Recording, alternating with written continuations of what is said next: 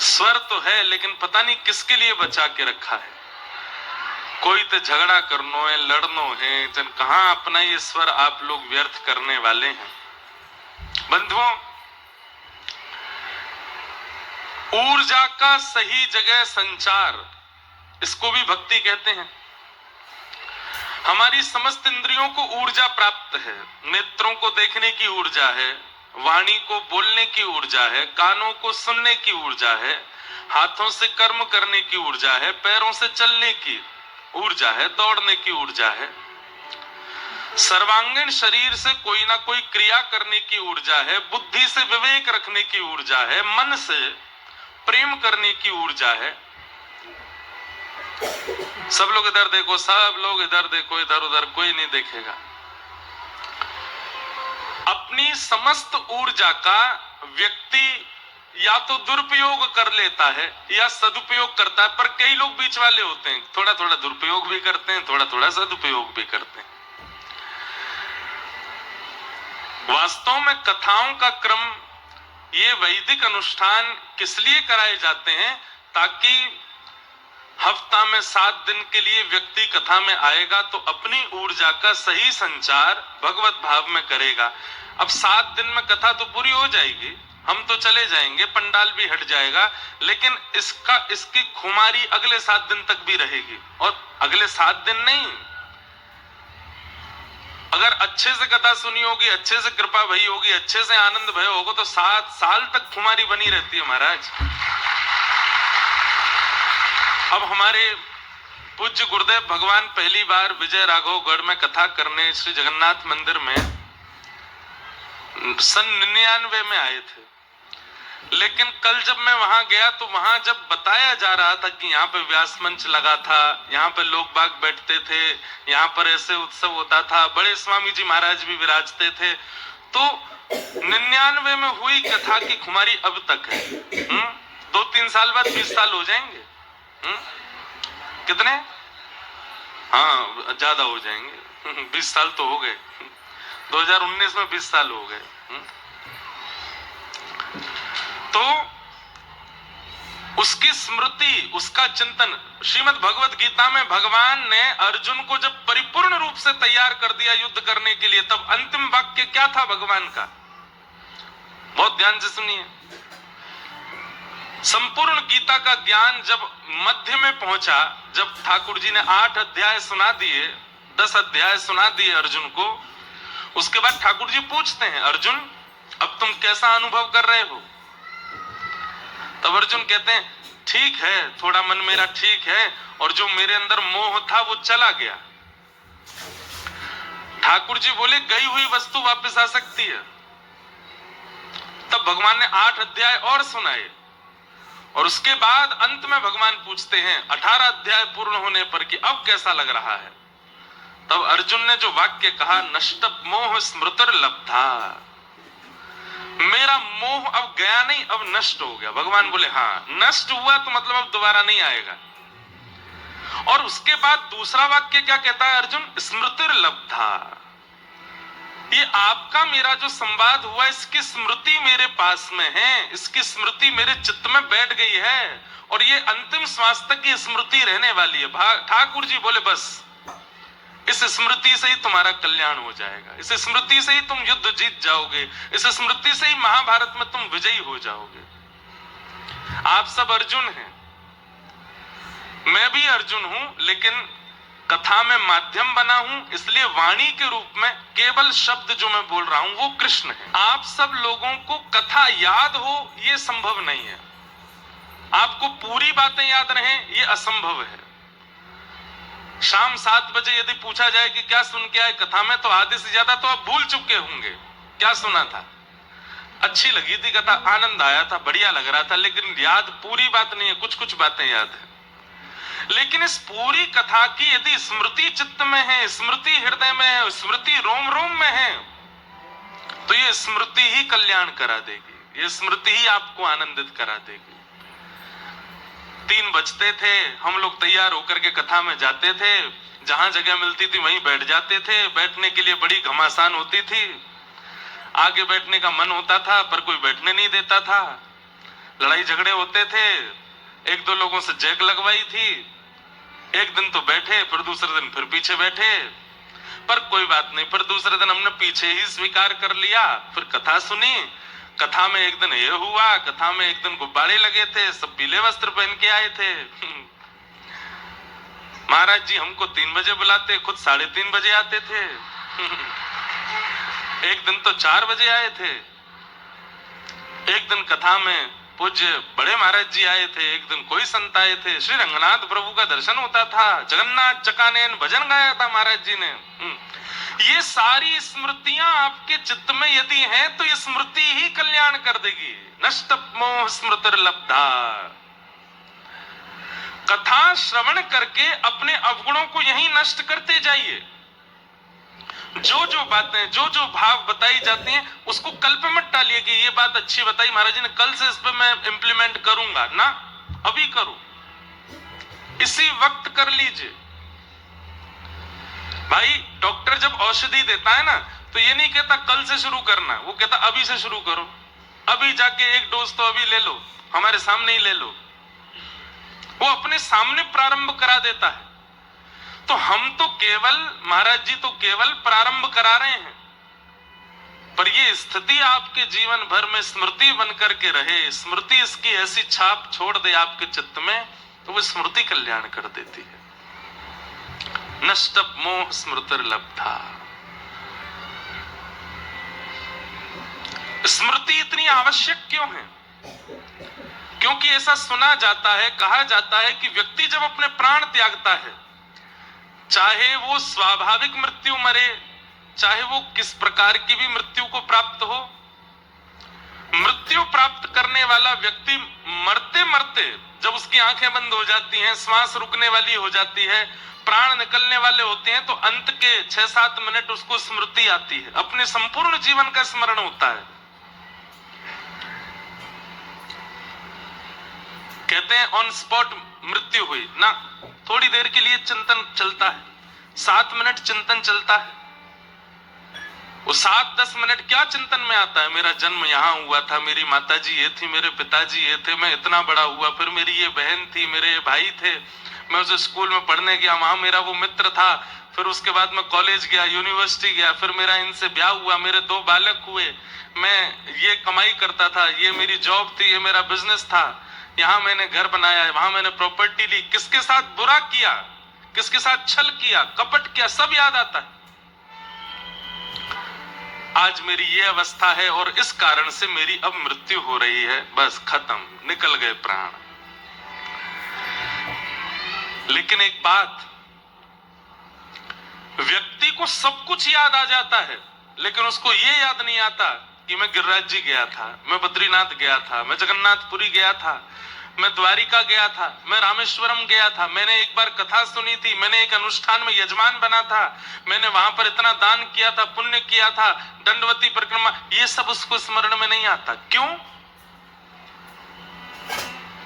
क्योंकि ये उसकी स्मरण बुद्धि की प्राथमिकता में नहीं था। समझ में आ रही है बात? ये उसकी स्मरण बुद्धि की प्राथमिकता में नहीं था। जो प्राथमिक होता है वही स्मरण आता है अंतिम समय में। प्राथमिक क्या था?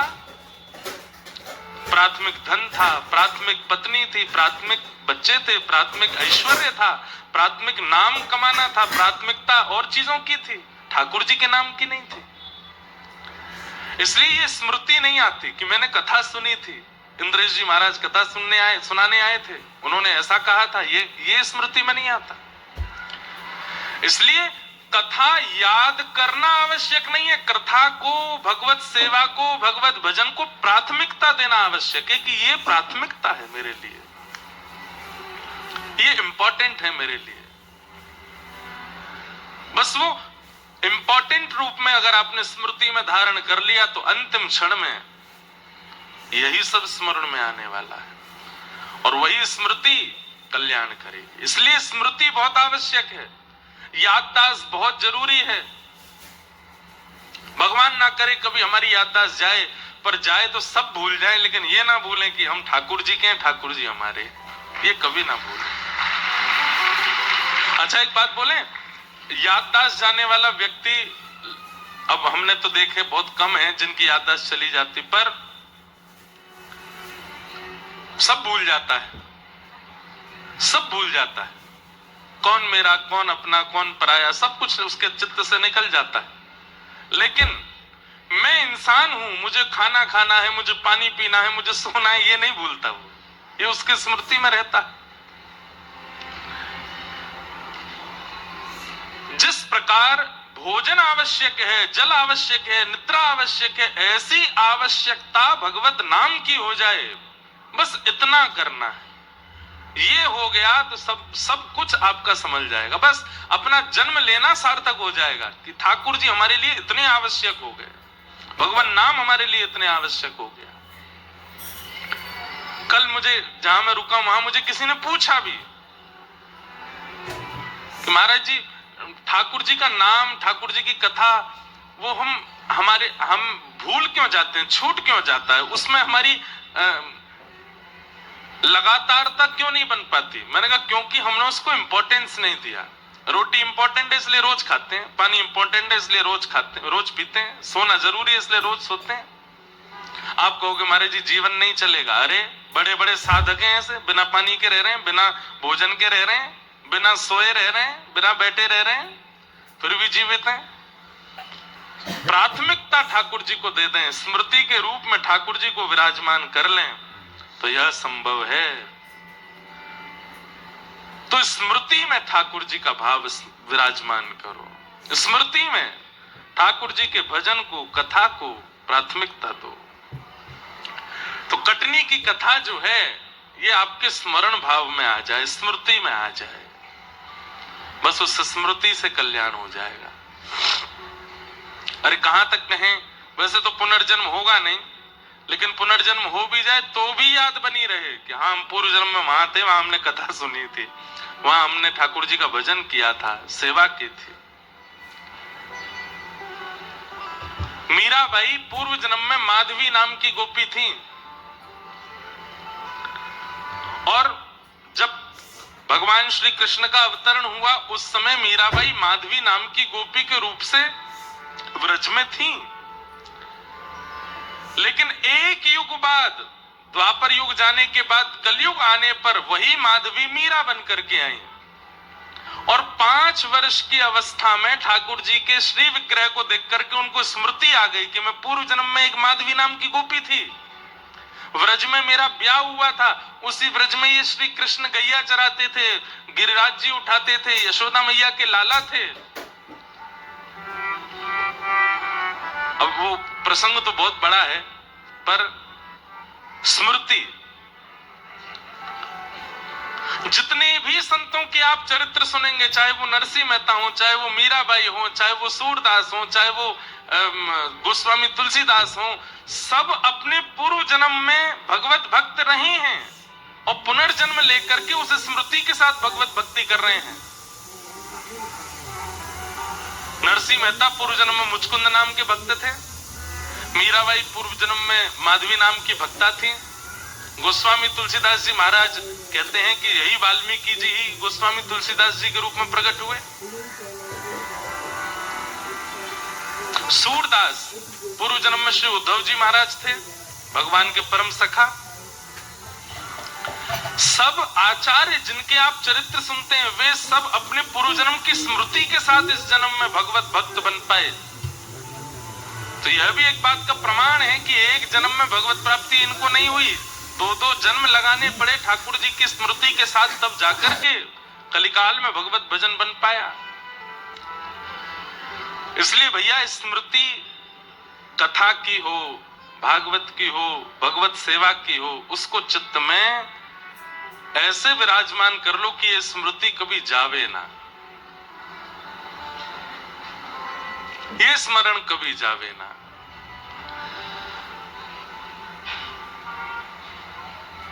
मैं हूं श्री भगवान का, मेरे श्री भगवान, अनुभव यह करते चलो, तज ममता अभिमान। अभिमान और ममत्व का त्याग करते हुए यही स्मरण में करते रहो कि मैं ठाकुर जी का हूं, ठाकुर जी मेरे हैं, मैं नाथ का हूं, नाथ मेरे हैं, ये स्मृति सदा चित्त में धारण करते रहो। खूब आनंद हो रहा है। पिताजी महाराज भी यहाँ एक दिन कथा में पधार रहे हैं, पूज्य गुरुदेव भगवान। वैसे तो इतनी कथाएं हमारी होती सब जगह, लेकिन पूज्य गुरुदेव भगवान के रोज फोन पे बात नहीं हो पाती। उनकी भी कथा रहती, हम भी व्यस्त रहते, पर क्योंकि स्वामी जी के सानिध्य में कथा चल रही है तो रोज पूछते हैं कि कैसा महाराज जी कथा में बैठते हैं, पूरी कथा श्रवण करते हैं। हमने कहा पिताजी आप और मैया मिलकर के हमको इतना स्नेह नहीं देते होंगे जितना स्वामी जी हमको स्नेह देते हैं, जितना पूज्य महाराज जी हमको प्रेम देते हैं। तो बड़े प्रसन्न हैं कि लाला वो हमारे गुरुदेव भगवान के ही तनु हैं, उन्हीं के ही स्वरूप में विराज रहे हैं। खूब आशीर्वाद लो महाराज जी का, खूब प्रसन्नता। हमने कहा हम कटनी वालों को तो पहले कथा सुना गए 3 दिन की, अब तो महाराज जी को सुना रहे हैं, उनके कारण आप सब लोग सुन रहे हो। ये बात सत्य है बिल्कुल कि उन्हीं के कारण आप सब लोग सुन रहे हैं। आज आप लोगों का हुलिया ही बता रहा है कि क्या होने वाला है। देखो एक बात सुनिए, व्यक्ति का स्वरूप उसकी स्थिति का परिचय देता है। कई बार व्यक्ति अगर बीमार होता है ना तो उसके चेहरे से पता चल जाता है बीमार है। व्यक्ति चिंता में होता है तो उसके चेहरे से पता चल जाता है कि चिंता में है। और कहां तक कहें, व्यसनी होगा, व्यभिचारी होगा तो भी मुख से पता चल जाता है कि व्यसनी है, व्यभिचारी है, इसके नेत्र अच्छे नहीं है, इसके कर्म अच्छे नहीं है, स्वभाव अच्छे नहीं है, व्यवहार अच्छा नहीं है। हमारे तन की स्थिति बता देती है, हमारे कपड़े बता देते हैं, हमारे हाथों का चलना फिरना उठना बैठना सब परिचय दे देता है कि हम कैसे हैं।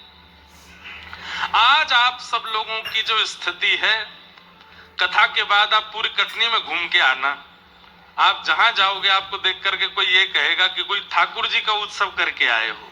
क्यों? आपकी बाहर की स्थिति बता रही है कि आप ठाकुर जी के हो। ब्याह वालों का परिचय अलग ही पता चल जाता है, जो ब्याह में जा रहे होते हैं उनके कपड़े उठना बैठना उसी से पता चल जाता है कोई शादी में आए हैं या शादी में जा रहे हैं।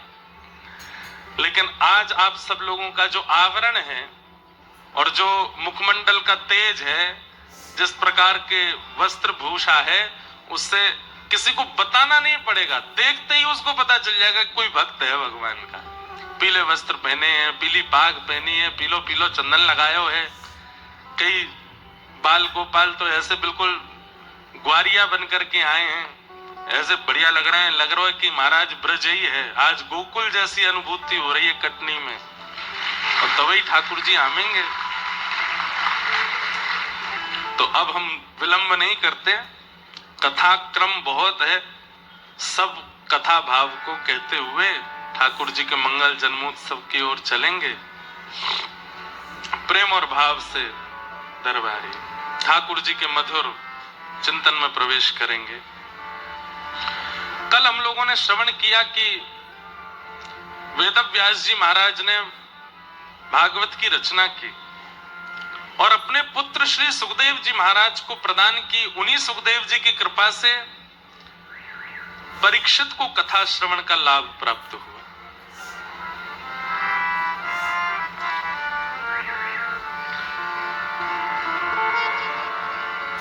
कि यदा मृधे कौरव संजयानाम वीरे स्मथो वीरगतिम गतेषु वृकोदरा विक्त गदा विमर्श भृगनोरुदंडे धृतराष्ट्रपुत्रे। महाभारत का युद्ध अपने अंतिम पड़ाव पर चल रहा था और उसी समय भीम और दुर्योधन के बीच में युद्ध हुआ। भीम ने अपनी प्रचंड गदा का प्रहार दुर्योधन की जंघा पर किया और दुर्योधन को निर्बल बना करके पांडव युद्ध जीत गए। बहुत ध्यान से सुनिएगा बंधुओं, सब लोग इधर देखिए। ये संसार एक महाभारत है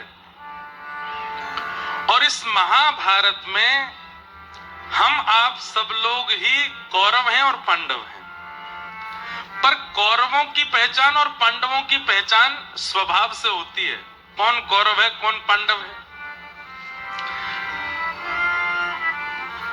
पांडवों की पहचान सुन लीजिए, क्योंकि 5 ही हैं पांडव, कौरव तो सैकड़ों हैं। अगर ये 5 लक्षण आपके अंदर हैं तो समझिए इस महाभारत के आप ही पांडव हो, और इन 5 लक्षणों से विहीन यदि आप हो तो आप इस महाभारत संसार के कौरव हो। आपकी हार निश्चित है। मतलब कौरव का मतलब बुरा नहीं, पांडव का मतलब अच्छा नहीं। पांडव और कौरवों की परिभाषा किस रूप में समझिएगा कि अगर आप पांडव हो तो आप अपना उद्धार करने के मार्ग पर चल रहे हो, अगर आप कौरव हो तो आपका पुनर्जन्म होगा, फिर से इस संसार में आना पड़ेगा। बस इतना समझ लीजिएगा। युधिष्ठिर, भीम, अर्जुन, नकुल और सहदेव, ये 5 पांडव हैं। टोटल 7 लक्षणों का अनुभव आपको करना पड़ेगा। ध्यान से सुनिएगा। सबसे पहला युधिष्ठिर। युधिष्ठिर का लक्षण क्या है? धर्म। अगर आप धार्मिक हो तो आप पांडव हो। अब आप में से कोई प्रश्न कर सकता है, महाराज जी भीष्म पितामह भी तो धार्मिक थे, भीष्म पितामह कौरव पक्ष के थे, वो भी तो धार्मिक थे, तो फिर युधिष्ठिर और भीष्म पितामह में आप कैसे संयोग बैठाओगे कि भाई कौरव कौन पांडव कौन? अब बात सुनो। युधिष्ठिर के पास में 2 गुण एक्स्ट्रा हैं, पांडवों के हर गुण के साथ 2 गुण एक्स्ट्रा है। इससे पता चलता है कि ये पांडव हैं, ये कौरव हैं। और वो 2 गुण कौन कौन से हैं? कृष्ण और द्रौपदी।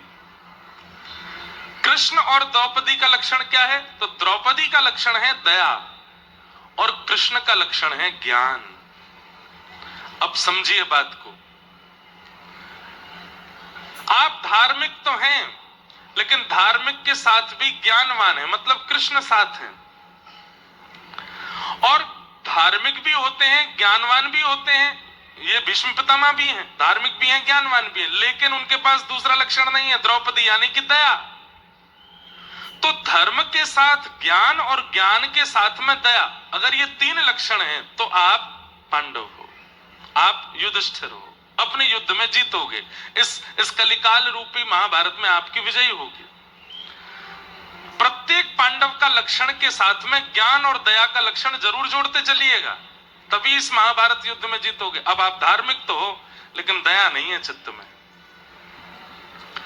शंकर जी की आराधना करते हो, नारायण की आराधना करते हो, कृष्ण आराधना करते हो, राम आराधन करते हो, गुरु आराधन करते हो, लेकिन दया नहीं है चित्त में।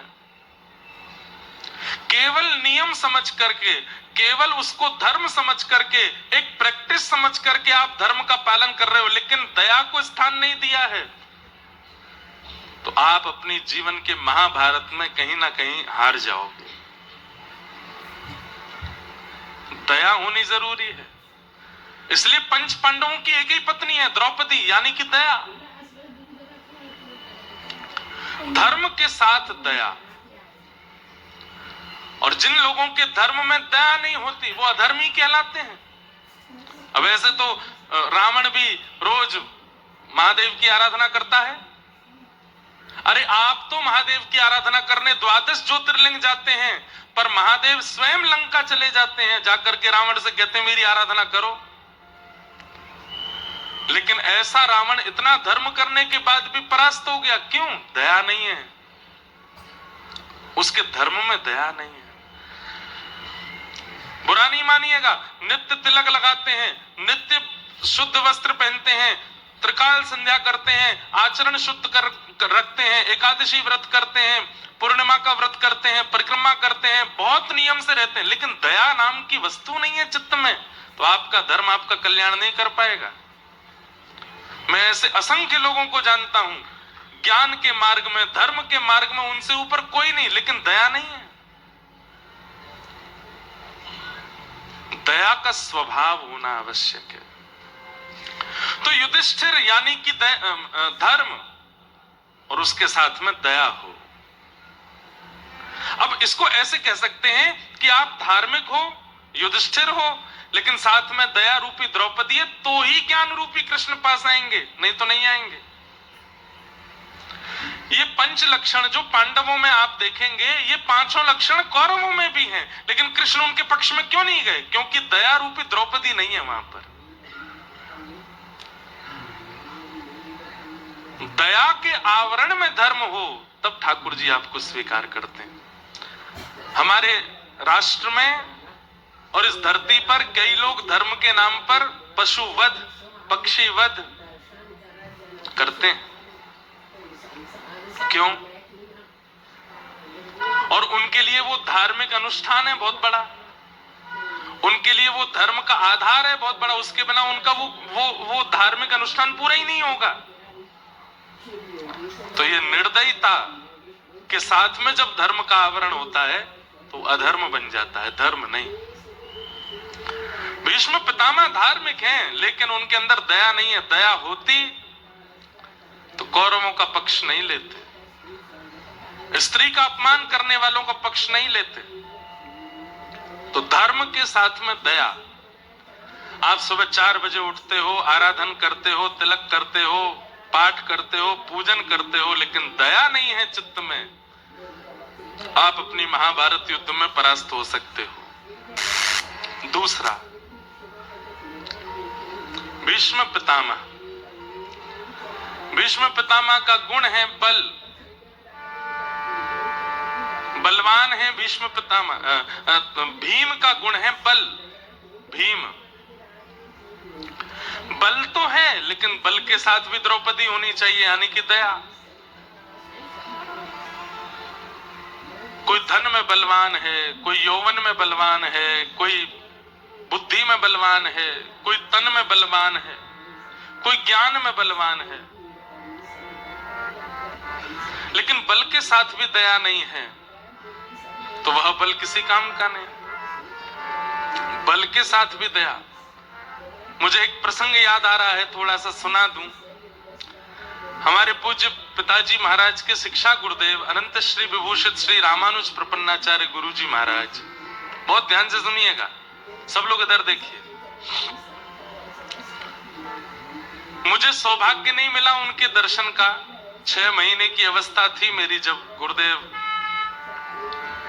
वैकुंठ धाम प्रस्थान कर गए, लेकिन उनका एक प्रसंग मैंने सुना है। हमारे वृंदावन में एक स्थान है सुदामा कुटीर, अभी वहां का शताब्दी उत्सव चल रहा था जनवरी में।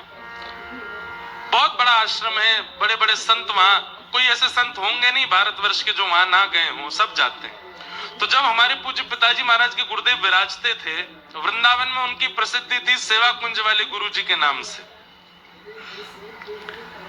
तो वहां एक बहुत बड़ी धर्म सभा हुई और उस धर्म सभा का अध्यक्ष बनाया गया पूज्य गुरुदेव भगवान को, रामानुज गुरु जी को। इतनी बड़ी धर्म सभा कि हजारों की तादाद में लोग उस सभा में पहुंचे। ऊपर मंच पर अयोध्या के, काशी के, चित्रकूट के, वृंदावन के, हरिद्वार के बड़े बड़े संत बैठे थे। और जब ऐसी कोई सभा होती है तो अध्यक्ष के बिना वो सभा प्रारंभ नहीं होती। अध्यक्ष को बुलाया, अध्यक्ष आगे बैठ जाएंगे, वही सभा का प्रारंभ कराएंगे और फिर पूरी सभा में सबके उद्बोधन के बाद अंत में अध्यक्ष का उद्बोधन होता है, उसी से सभा का निर्णय होता है। तो हमारे गुरुदेव भगवान इतने सरल चित्त, इतने सहज हृदय, इतने सामान्य वस्त्र पहनते थे कि उनको देख करके ऐसा कोई अनुमान लगाता था कि सामान्य कोई पंडित जी हैं, कोई बहुत बड़े विद्वान हैं, इतनी बड़ी सभा के अध्यक्ष होंगे, ऐसा किसी को लगता नहीं था उनको देख के। तो कहते हैं कि जब वो सभा में पहुंचे तो पूरा खचाखच पंडाल भर रहा था। तो मंच से बार बार बोला जा रहा था, आज की धर्म सभा के अध्यक्ष परम पूजनीय श्री रामानुज प्रपन्नाचार्य गुरु जी जल्दी मंच पर पधारें। अब गुरु जी पीछे से आगे आने लगे तो जो लोग व्यवस्था कर्मी थे उन्होंने कहा, बाबा कहाँ जा रहे हो, बैठ जाओ यहीं पे बैठो, आगे कहाँ बढ़े जा रहे हो। तो वो बेचारे बताते कि भाई मेरा ही नाम बोला जा रहा है, वो कहना तो चाह रहे थे, वो हमको बुला रहे हैं। कोई नहीं बुला रहा बाबा, यहीं बैठ जाओ, यहीं बैठो। तो रामानुज गुरु जी पीछे ही बैठ गए। मंच पर बड़े बड़े संत बैठे हैं और सब लोग प्रतीक्षा कर रहे हैं। अब गुरु जी कहें भाई ये आदमी उन्हीं को देख रहा था कि उठ के नहीं जाए आगे, उसको पता नहीं था कि यही है रामानुज गुरु जी। थोड़ी देर में फिर मंच से हुआ कि गुरु जी शायद कहीं व्यस्तता के कारण कहीं रुक गए हैं या आने में विलंब हो रहा होगा, हम सभा शुरू करते हैं, अंतिम उद्बोधन तक गुरु जी आ ही जाएंगे। सभा शुरू हुई, बेचारे पीछे ही बैठे थे। तब कोई जानकार व्यक्ति वो घूमता घूमता पीछे गया तो उसने देखा कि जहां सब श्रोताओं ने अपनी पादुकाएं उतार रखी थी वहां गुरुजी बैठे थे चुपचाप। उन्होंने जाकर के देखा, दंडवत प्रणाम किया, गुरुदेव आप यहाँ क्यों बैठे? बोले अब कोई बात नहीं, अब सभा शुरू हो गई, हमको यहीं बैठना। अरे नहीं नहीं नहीं, दौड़ करके मंच पर जाके कहा, बोले रामानुज गुरुजी तो प्रारंभ में ही आ गए, पीछे बैठे उनको आगे नहीं आने दिया किसी ने। तब मंच से सारे संत गए, जाके उनको लेके आए। कहने ये पूरी बात हमने क्यों बताई? उनके पास ज्ञान बल है, पर ज्ञान बल में इतनी दया है, इतनी धन्यता है, इतनी कृपालुता है, इतनी करुणा है कि उस ज्ञान बल का प्रदर्शन और ज्ञान बल के आधार पर किसी को डांटना, फटकारना, अपना प्रस्तुतिकरण करना, ये उनका स्वभाव नहीं था। बैठ गए पीछे। वे चाहते तो कह सकते थे कि मेरा ही नाम, मैं इस सभा का अध्यक्ष हूं, मुझे ही नहीं घुसने दे रहे हो। लड़ लेते, झगड़ लेते, थोड़ी सुना देते, नहीं, दया है चित्त में।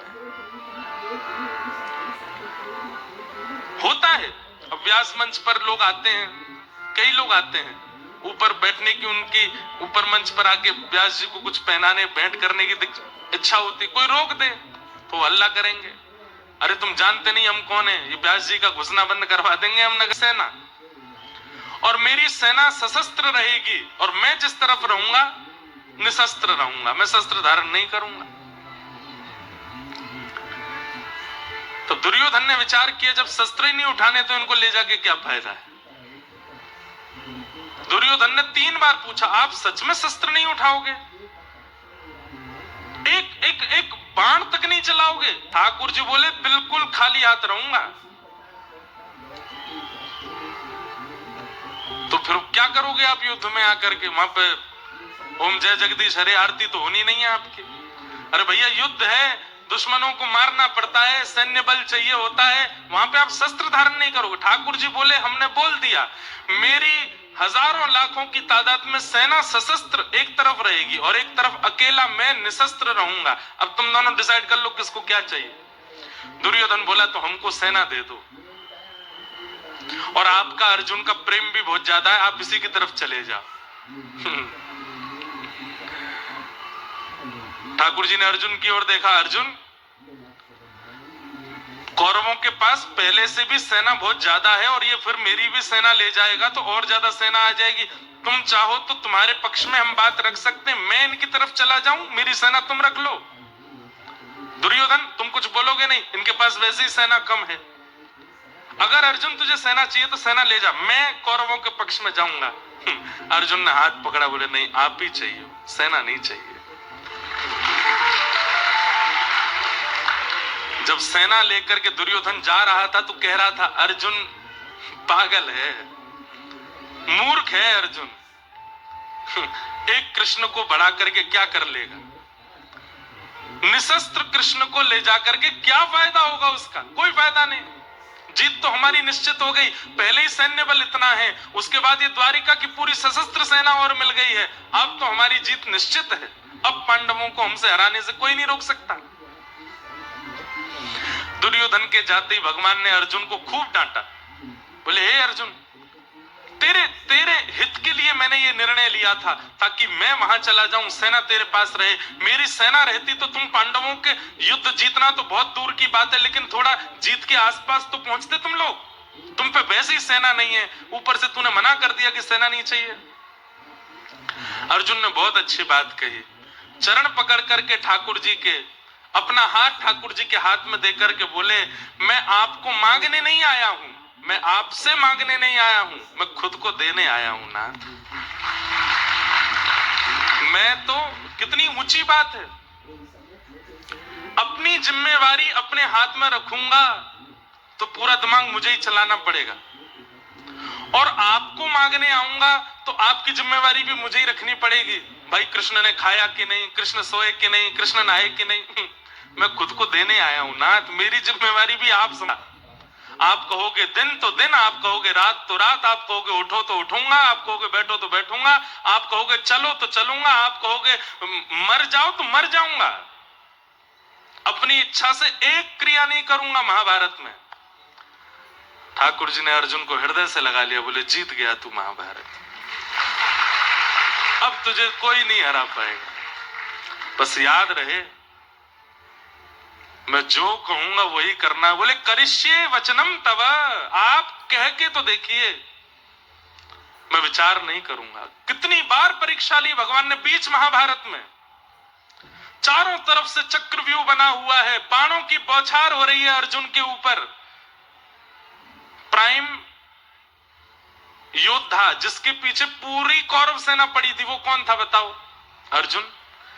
युधिष्ठिर नहीं, भीम नहीं, नकुल सहदेव, सब की केंद्र बिंदु में यह था कि मेरे बाण से अर्जुन मर जाए बस एक बार। सब अर्जुन को मारना चाहते हैं, लेकिन सामने सारथी बन के ठाकुर जी बैठे। बोले अर्जुन निश्चिंत रहे, बस मैं जो कहूं वो करना। बोले आप कह के देखो। बीच युद्ध मैदान में ठाकुर जी ले गए, चारों तरफ से कौरवों ने घेर लिया और सब बाणों की बाण बौछार कर रहे हैं अर्जुन के ऊपर। उस बीच युद्ध में ठाकुर जी अर्जुन को कहते हैं, अर्जुन तेरे घोड़े आगे नहीं बढ़ रहे, प्यासे हैं बहुत ज्यादा। अच्छा अब क्या करूं?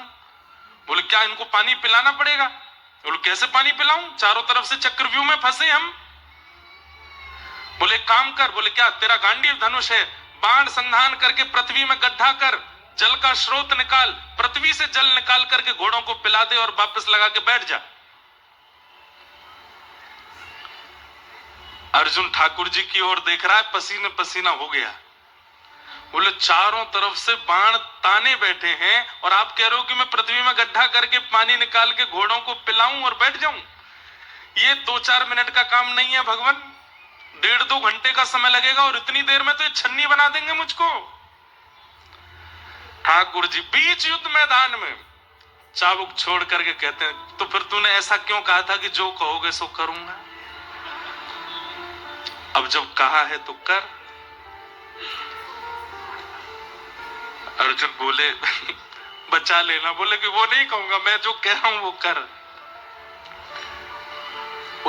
उस चक्रव्यूह में अर्जुन उतरता है, अपने गांडीव धनुष से लगातार बाणों की बौछार करके पृथ्वी से जल का स्रोत प्रकट करता है, घोड़ों को खोल करके जल पिलाता है, जल पिला के वापस घोड़ों को रथ में लगा देता है और इतनी देर में एक बाण भी अर्जुन का स्पर्श नहीं कर पाया। अर्जुन रुको रुको रुको रुको रुको रुको, अभी नहीं बजाओ। अर्जुन सोच रहा है ये कौरवों को सांप सूंघ गया क्या? इतना बढ़िया मौका था मुझे मारने का, क्यों नहीं मारा? घोड़ों को लगाने के बाद अर्जुन ने कहा एक बार नजर उठा के देखूं तो सही। अभी तक देख भी नहीं रहा है वो कौरवों की ओर। जैसे ही नजर घुमा करके देखा तो सारे कौरव मूर्तिमंत होकर के अर्जुन के रथ के उपल्ले भाग को देख रहे हैं। अर्जुन बोला ये सब मेरे रथ के ऊपर क्यों देख रहे हैं, क्या देख रहे हैं? अर्जुन ने जैसे ही दृष्टि उठा करके देखा, ठाकुर जी ने विराट रूप धारण करके इतना सुंदर यौवन बना लिया कि सब कौरव उन्हीं को देखने में व्यस्त हो गए और इतनी देर में अर्जुन ने अपना काम कर दिया। भूल गए सब कि हमें अर्जुन को मारना है, देखते रह गए श्री कृष्ण को। भैया ये कौरव कौन है? संसार के विषाद ही कौरव हैं और ये सब हमको मारने के लिए चारों तरफ से चक्रव्यूह बना के खड़े हैं। पर जैसे ही हम ठाकुर जी के आसक्त होके उनकी आज्ञा और उनकी शरणागति लेकर के जब क्रिया करने लगते हैं तो बाकी सबको ठाकुर जी अपनी ओर आकर्षित कर लेते हैं। आप उस चक्रव्यूह से निकल जाते हो, नहीं फंसने देते ठाकुर जी। तो धर्म युधिष्ठिर, बल भीम, समर्पण अर्जुन, ये अर्जुन का स्वभाव है। लेकिन अब भी एक चीज जोड़ते चलिए, धर्म में भी दया है, बल में भी दया है और समर्पण में भी दया है। नकुल बुद्धि और सहदेव स्वरूप, ये पांचों गुण हैं। पांचों गुणों के साथ में दया हो तब श्री कृष्ण रक्षक, तब ज्ञान जीवन में इंप्लीमेंट होता है, कहां कैसे क्या कराना, और आप अपनी महाभारत युद्ध को जीत जाते हो। लेकिन प्रधानता धर्म की होती है, प्रधानता बल की होती है, प्रधानता स्वभाव की होती है, प्रधानता बुद्धि की, प्रधानता स्वरूप की होती है, और दया जब उसमें नहीं होती है तो आप कौरव हो, आप अपने युद्ध में जीत नहीं पाओगे। दया लाई है। तो पांडव युद्ध जीत गए, लेकिन गुरुपुत्र अश्वत्थामा ने एक दुष्कर्म किया और अर्धरात्रि में पांडवों को मारने की भावना से गया, पर सोते हुए द्रौपदी के 5 पुत्र मार दिए, पांडवों को नहीं मार पाया। प्रातःकाल होते ही देखा कि द्रौपदी के 5 पुत्र मरे पड़े हैं। द्रौपदी रोने लगी। अर्जुन को आज क्रोध आया और अर्जुन ने प्रतिज्ञा ले ली, जिसने भी मारा है उसको जीवित नहीं छोड़ूंगा। पकड़ करके जब गुरुपुत्र को लेकर के आए तो द्रौपदी ने उसको क्षमा करने के लिए कहा कि नहीं, इसको मत मारो, ये हमारा गुरुपुत्र है। बंधुओं, अपने पुत्र के हत्यारे को मृत्यु दंड से बचा रही है, इसीलिए द्रौपदी को दया की स्वरूपिणी कहा गया। भगवान ने द्रौपदी के इस मनोभाव को स्वीकार किया और पांडवों ने अश्वत्थामा की आधी दाढ़ी मूंछ मोड़ करके उसको छोड़ दिया, मृत्यु दंड नहीं दिया। आगे अश्वत्थामा ने अपना बदला लेने के लिए ब्रह्मास्त्र छोड़ दिया। उत्तरा के गर्भस्थ शिशु को मारने के लिए ठाकुर जी ने गर्भ में प्रवेश करके उस बालक की रक्षा की और वही बालक कालांतर में परीक्षित हुआ, जिसकी भगवान ने रक्षा की। पूज्य रामानुज गुरुजी महाराज जी एक बात और कहते थे, उनके मैंने ग्रंथ ही पढ़े हैं, 2-4 बात ही पढ़ी हैं। बोले आप जितनी भी कथाएं सुनते हैं, जितनी भी प्रवचन सुनते हैं, उनमें एक ही बात कही जाती है कि ऐसा कर्म कभी मत करो जिससे मां के गर्भ में दोबारा आना पड़े। एक बार आ गए, जन्म ले लिया, अब ऐसे कर्म करके जाओ कि पुनः जन्म ना हो। पुनरपि जननम पुनरपि मननम पुनरपि जननी जठरे शयनम। आदि गुरु शंकराचार्य भी कहते हैं कि पुनर्जन्म ना हो, ऐसे कर्म करो। पर रामानुज गुरु जी एक बहुत सुंदर बात कह रहे हैं कि पुनर्जन्म का पूर्ण रूपेण खंडन करने वाले, पुनर्जन्म ना हो इसका पूर्ण रूपेण समर्थन करने वाले समस्त शास्त्र, मातृगर्भ में ना जाना पड़े इसकी ही सब लोग बातें कहते हैं। तो फिर ठाकुर जी गर्भस्थ बालक की रक्षा करने के लिए उसी मातृगर्भ में कैसे प्रवेश कर गए?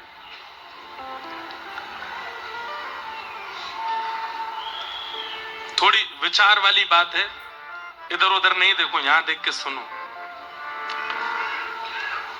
उत्तरा के गर्भस्थ शिशु को मारने के लिए जब ब्रह्मास्त्र छोड़ा गया तो ठाकुर जी गर्भ में प्रवेश करके अपनी चक्रा नाम की गदा घुमा करके उसकी रक्षा करते हैं। कैसे, क्यों? तो पूज्य गुरुदेव भगवान कहते हैं क्योंकि ठाकुर जी को पता है ये राजपुत्र है, ये नहीं, ये पांडवों का वंशधर है, ये नहीं, ये अभिमन्यु का बेटा है, ये नहीं, ये उत्तरा का बेटा है, यह भी नहीं। उसकी प्राथमिकता क्या है कि ये बालक कालांतर में श्रीमद् भागवत का श्रोता है, इसलिए इसकी मुझे रक्षा करनी है। तो गुरुदेव कह रहे हैं अपनी एक टीका में कि मैं और हम आप सब लोग, हम सब जब अपनी मातृगर्भ में थे, आज जब हम कथा सुन रहे हैं तो इस बात का प्रमाण है कि उस काल में जब हम अपनी मां के गर्भ में थे ठाकुर जी ने हमारी भी रक्षा की। क्यों? क्योंकि ठाकुर जी को पता है 25 साल बाद, 30 साल बाद, 40 साल बाद ये भागवत का श्रोता बनेगा, इसलिए इसको बचाओ।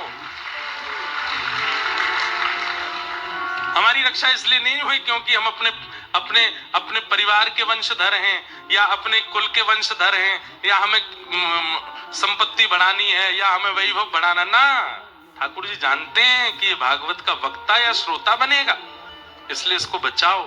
इसके माध्यम से असंख्य जीव भगवत मार्ग में आएंगे, या इसके माध्यम से मेरी कथा सुनकर के जब ये अपनी कॉलोनी मोहल्ले में जाएगा वहां से 4 लोगों को और लेके कथा में आएगा। इसलिए ये भागवत का प्रचारक बनने वाला है, भागवत का श्रोता बनने वाला है, इसलिए इसकी रक्षा करो।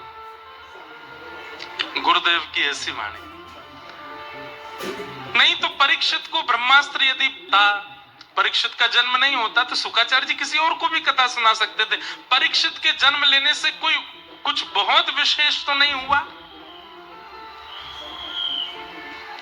लेकिन अगर परीक्षित ना होते तो आज भागवत गेहे गेहे जने जने नहीं पहुंच पाती। इसलिए ठाकुर जी ने उनकी रक्षा की।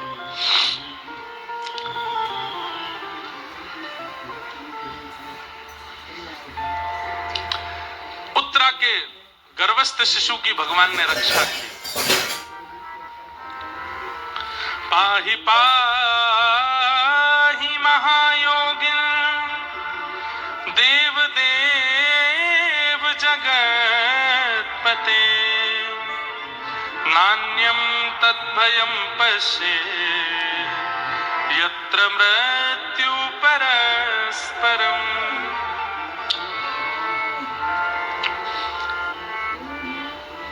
ये जो जगन्नाथ नाम है ना भगवान का, ये सबसे पहले श्रीमद् भागवत के प्रथम स्कंद में उत्तरा ने ही कहा है, जगतपते। ठाकुर जी को जगन्नाथ कह करके, जगतपति, नाथ का मतलब क्या होता है? रक्षक। नाथ का मतलब पति। जगतपति ही जगन्नाथ कहलाए जाते हैं। और ये सबसे पहले उच्चारण उत्तरा ने किया है, जगतपते। भगवान ने उसके गर्भस्थ शिशु की रक्षा की। तत्पश्चात ठाकुर जी अब देखे कि सब व्यवस्थित है, पांडव राज तिलक हो गया, यहाँ उत्तरा के बालक की रक्षा हो गई, सब कुछ व्यवस्थित है, तो ठाकुर जी ने अब पांडवों से आज्ञा मांगी कि भैया अब हमको आज्ञा दो, क्या अब हम द्वारिका जाएं वापस। जैसे ठाकुर जी द्वारिका जाने के लिए तैयार हुए, घबरा गए सब पांडव।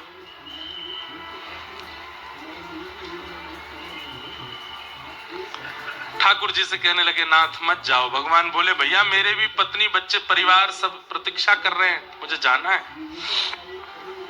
रथारूढ़ होकर के जैसे ही ठाकुर जी द्वारिका के लिए निकलने लगे, असंख्य सब हस्तिनापुर निवासी सब रो रहे हैं।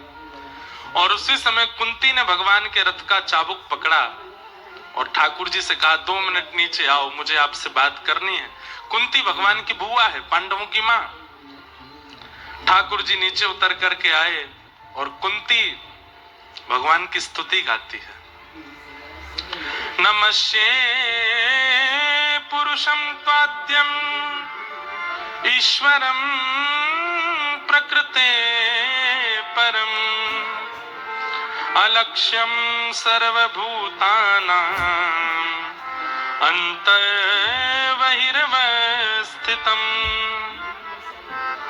हे नाथ, मैं आपको प्रणाम करती हूं। क्यों? क्योंकि आप भगवान हो। ठाकुर जी बोले, बुआ मैं भतीजा हूं आपको, मोए आपको प्रणाम करना चाहिए, मुंह को आपको दंडवत करनी चाहिए, आप मुंह को प्रणाम क्यों कर रही हो? कुंती बुआ बोली, क्योंकि मैं जानती हूं कि आप परमात्मा हो, आप ईश्वर हो, आप भगवान हो।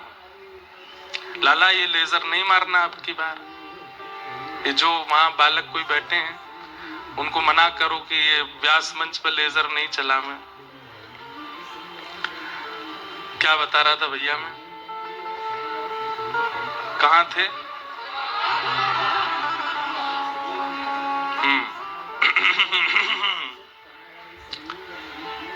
सब लोग इधर देखो, ध्यान से कथा सुनो। नमस्ये पुरुषं त्वाद्यं ईश्वरं प्रकृते परम अलक्ष्यं सर्वभूतानां अंतर्बहिर्वस्थितम्। कुंती बुआ बोली, आप परमात्मा हो। ठाकुर जी बोले, बुआ मैं भगवान ना हूं, मैं तो आपको भतीजा हूं। बोले, नहीं नहीं आप परमात्मा हो। तो ठाकुर जी प्रश्न करते हैं, बोले परमात्मा तो सर्वव्यापी होता है, परमात्मा तो सब जगह विराजता है, तो फिर मेरे द्वारिका जाने से आप विचलित क्यों हो रही हो? मैं द्वारिका चला भी गया तो मैं कण कण में विद्यमान हूं, सब लोग इधर देखिए, ध्यान से सुनिए सब लोग। बुआ आपने मुझे परमात्मा कहा, तो परमात्मा तो सब जगह रहता है, घट घट में निवास करता। तो मेरे द्वारिका जाने से आप इतनी चिंतित क्यों हो रही हो? मत चिंतित हो, भगवान हूं, कण कण के रूप से, व्यापक रूप से मैं यहां भी हूं। बुआ बोली व्यापक रूप से सब जगह हो पर दिखते नहीं हो। बोले क्यों नहीं दिखता? तब अगले कि माया जवनिका छन्न आज्ञा दोक्षजमाव्ययम् न लक्ष्य से मूढ़ दृशा नटो नाट्य धरो यथा। जिस प्रकार कठपुतली का नृत्य कराने वाला व्यक्ति दिखाई नहीं देता, कठपुतली दिखाई देती है, तो कठपुतली और कठपुतली को नचाने वाले के बीच में एक जो पर्दा पड़ा है, उसके कारण वो कठपुतली को नचाने वाला दिखाई नहीं देता। ऐसे ही नाथ इस संसार में है, हम सब कठपुतलियां दिख रही हैं, पर हम सबको चलाने, हंसाने, रुलाने, डुलाने वाले आप नहीं दिखते। क्यों? क्योंकि माया का परिदा बीच में आ जाता है। लेकिन नाथ यदि सदगुरुदेव आ जाएं और गुरुदेव आकर के अपने ज्ञान उपदेश से उस माया के पर्दे को उठा दें, तो आप प्रत्यक्ष दिखने लग जाते हो। पता चल जाता है कि संसार की कोई क्षमता नहीं है, सब ठाकुर जी करा रहे हैं।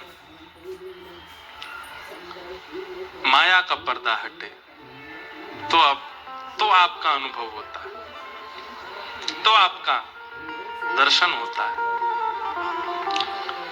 कुंती ने भगवान की स्तुति गाते हुए अंत में कहा कि नाथ मुझे कुछ चाहिए, मुझे दे दीजिए। बोले क्या चाहिए? कि विपदः सन्तु न सस्वत् तत्र तत्र जगद्गुरो भवतो दर्शनम यत् स्यात् अपुनर्भव दर्शनम। झोली फैला करके कुंती भगवान के सामने कहती है कि नाथ मैं जो मांगूंगी मुझे देंगे आप? ठाकुर जी बोले दूंगा। बोले वचन दो, जो मांगूंगी सो दोगे? भगवान बोले दूंगा, मांगो तो सही। बोले कि संसार में जितनी पीड़ा, जितने कष्ट, जितनी विपत्तियां हैं, सब मेरे जीवन में आ जाए, ऐसी कृपा कर दो। हमारे वृंदावन में मध्य प्रदेश के एक परम भक्त पहुंचे, उनका नाम था भोलानाथ। तो जब वो वृंदावन पहुंचे तब किशोरी जी ने उनका प्रत्यक्ष नाम रखा भोरी सखी। और संभवतः वे जबलपुर के आसपास के ही कहीं के थे, जबलपुर या छतरपुर के आसपास कहीं के थे भोलानाथ जी। राधा वल्लभी परंपरा में फिर वृंदावन में आकर के विराजे, उनका नाम पड़ा फिर भोरी सखी। हमारे वृंदावन में तो सब सखी हैं, महादेव भी गोपी बन जाते हैं। तो उनका एक पद है, ऐसो दुख दीजो ही हमारे, ऐसो दुख दीजो। दुख भी कोई मांग सकता है ठाकुर जी से, या तो कुंती बुआ ने मांगा है, या हमारे व्रजमंडल के परम रसिक श्री भोरी सखी जी ने मांगा है। क्या दुख में मांग क्या रहे हैं? बस्ती छोड़ एकांत बिठाओ, बस्ती छोड़ बातन सो घबराही, बातन सो बिन पद गंज छटा दृग देखे, बिन पद गंज छटा को सुहावे नाही,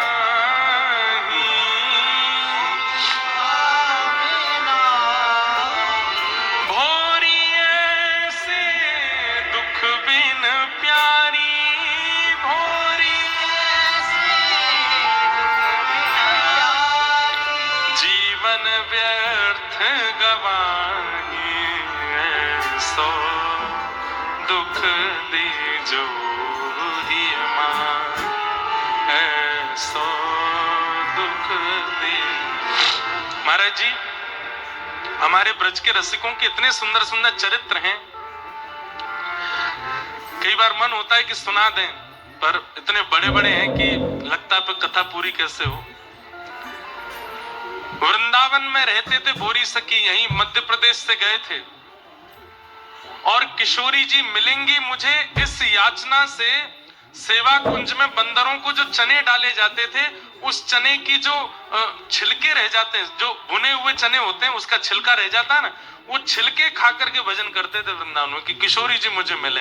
तो एक दिन राधा वल्लभ जी ने पुजारी जी को स्वप्न दिया और कहा, सेवा कुंज में भोरी सखी नाम भोलानाथ नाम के एक मेरे भक्त हैं, उनके लिए राजभोग की थाली लेकर के जाओ, वो जब से आए हैं चने के छिलके पर जी रहे हैं। तो पुजारी जी जब थाली लेकर के गए और भोलानाथ जी से कहा, ठाकुर जी ने स्वयं स्वप्न में आकर के कहा है कि तुम ये थाली का प्रसाद पाओ। तो भोलानाथ जी सिर पटक पटक के रोने लगे और क्या बोले, पुजारी जी ने कि रो क्यों रहे हो? बोले किशोरी जी को मेरे पेट की चिंता हुई, मेरे हृदय की चिंता नहीं हुई। मेरे पेट की चिंता हुई कि मैंने भोजन नहीं किया, मेरे हृदय की चिंता क्यों नहीं हुई कि मैं इतना रोता हूं, इतना बिलखता हूं कि एक बार मुझे दिख जाओ। मेरे हृदय की चिंता उनको नहीं हुई। और तब सोचे शायद भूख प्रेम को हरा रही है, इसलिए भोजन भेजा है, स्वयं नहीं आई है किशोरी जी। इतनी ऊंची स्थिति। कुंती कहती है मुझे दुख दे दीजिए। ठाकुर जी बोले बुआ दुख क्यों चाहिए?